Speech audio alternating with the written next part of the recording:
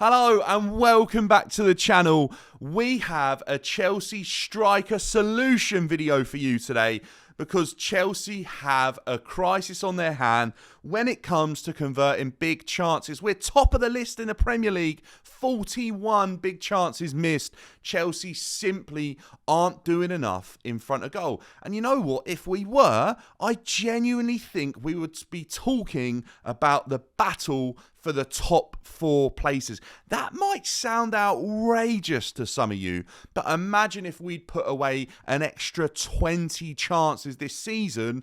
All of a sudden, that's a lot more points on the board. Some of those losses could have been turned into draws. Some of those draws could have been turned into wins.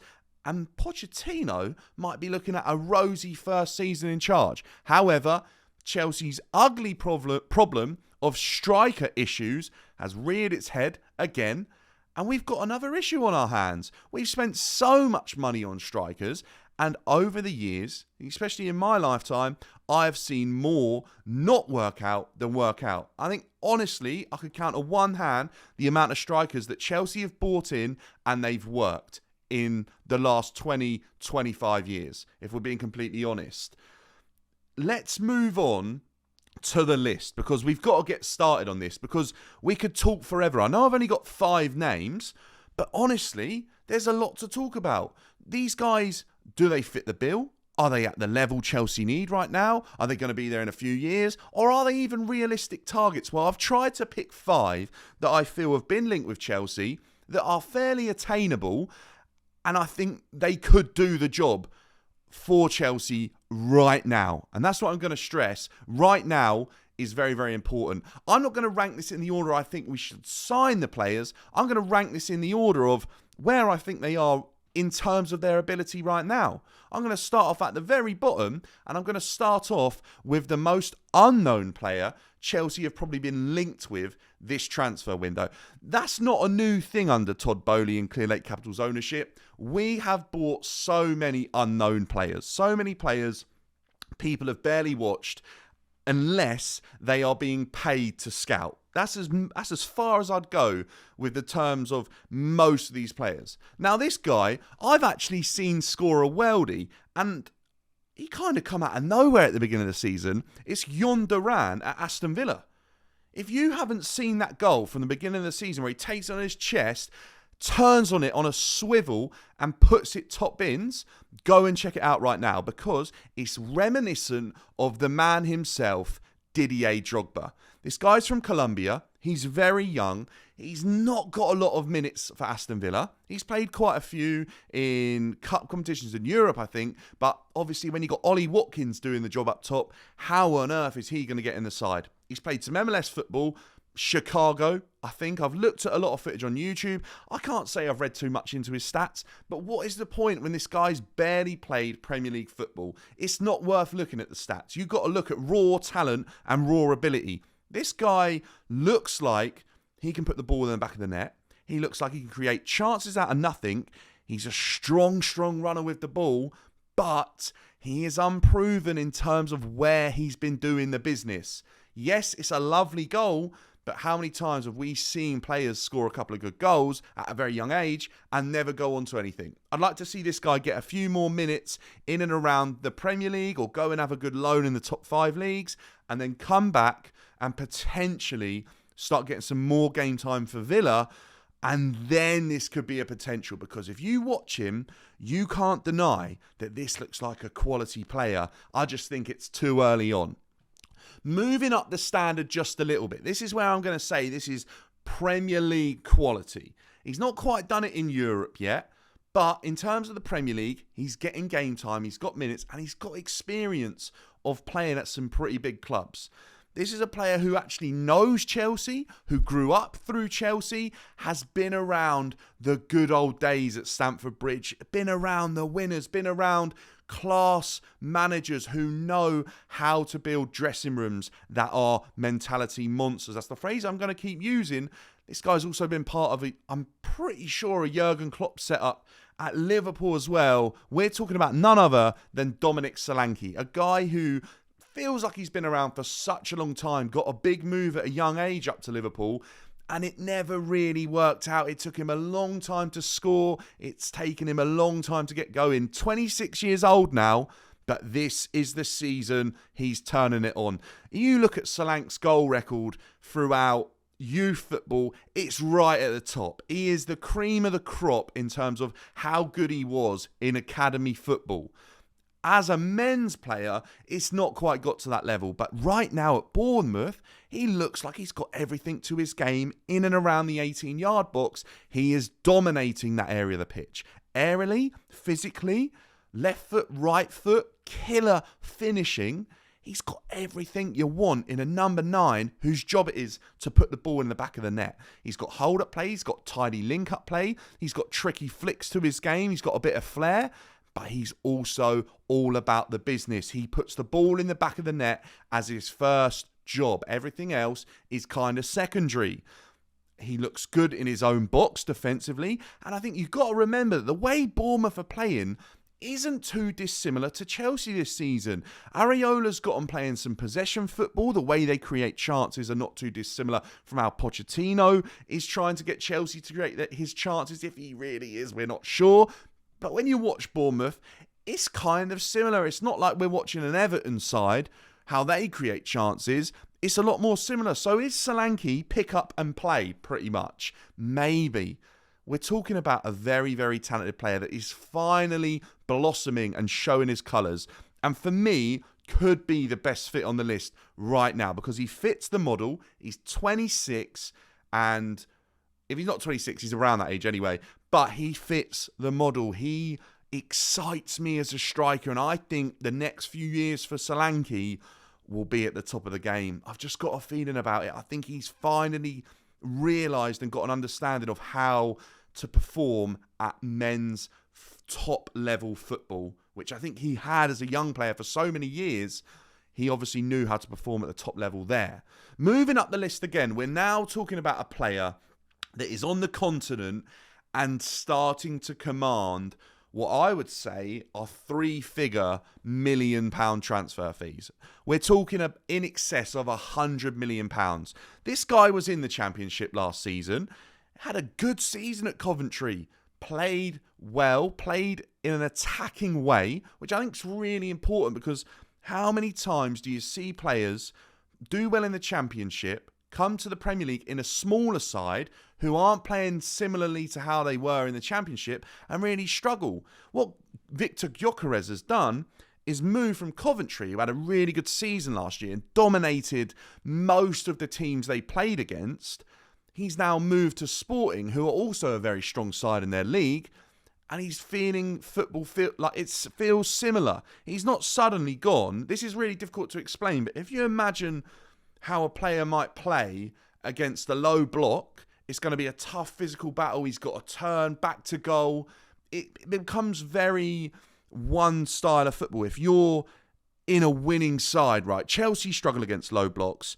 What is the point in bringing in a striker that is amazing at running in behind? If you know what I mean.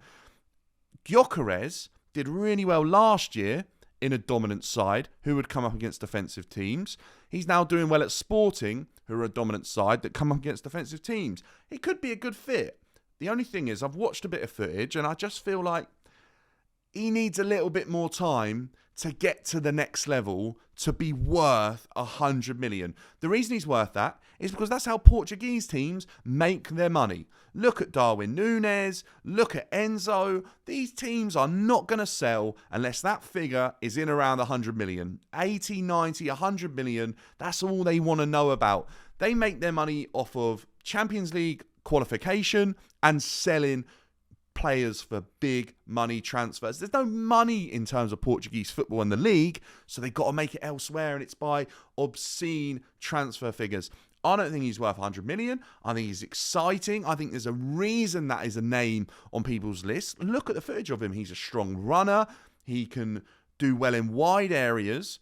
He does very well in central areas, but is he the player that Chelsea need when he's going to cost 100 million? I'm not sure. I'd rather let him have another season and then maybe take a gamble. But let's move up the list a little bit more, because this is where we're talking about serious levels of ability. We're talking about players that have done it in 2 leagues over a consistent amount of seasons. We're talking about players that have been at the top level of the game for a while now. This is where the money gets mahoosive. It gets big, big numbers. Now, this one's an interesting one because I do think he's going to cost a lot of money, but actually, I don't think this is the right player that Chelsea should be signing just because of a couple of things. This player's had a lot of off-field issues. It's Ivan Toney. I think as a footballer, he fits the bill for what Chelsea are looking for, probably more than anyone. I think everything Ivan Toney has to his game is what Chelsea could do with right now as a striker. And I think he'd be the answer. The problem I have with him is, are his on-field issues behind him, or will they ever be? Now, I'm not talking necessarily about the gambling, because I genuinely think that is a serious topic. And when people need help with that, they need help and they need to be supportive. And look, he's done his time for that. He's not played. It's been difficult for him. And people around him have supported him. I'm talking about when he goes out to Magaluf or Ibiza, probably doesn't go Magaluf, but probably goes Ibiza and probably gets a bit too drunk and says things that he shouldn't. And then he does interviews where he says he wants to play for Liverpool or Arsenal. And you know what? That's enough for me, because that really means that Chelsea's not on this guy's list. And if Chelsea aren't on his list, then there's no point chasing it. It's like chasing a girl that's not interested in you. Don't waste your time. Go and find somewhere where you're appreciated, right? And I think if Chelsea sign Ivan Toney, we're looking in the wrong place and we're just going to get used. Simple as that. I'm moving on to the next one. We're going up to a league winner, an international player at the top level, right? We're talking about Victor Osimhen. This is a player who's being raved about. He's done very well at Lille. He's now done very well at Napoli. Is it time to step up again? I feel like yes, it is. And could Chelsea be the team? Yes, I think they can. I think he's got a lot of backing from big named African players who have done it at Chelsea before. John Obi Mikel, his countryman and legend in his eyes. Victor Osimhen was on that podcast and adores John Obi Mikel. He is a big, big name in Nigeria, and I think he commands a lot of respect. And when he's telling you, you need to join Chelsea, I think Victor Osimhen is hearing that. I think Victor Osimhen might believe that's the right move. Now, we also saw Victor Osimhen, John Obi Mikel actually met Todd Boehly, and I guarantee you now that name was mentioned. I guarantee it. John Obi Mikel is probably broker in that deal as we speak. Look, if he's not, then he should be, because this is the name that I think is actually worth the money. I know it's a lot. It's going to be in and around 140 million or something crazy like that.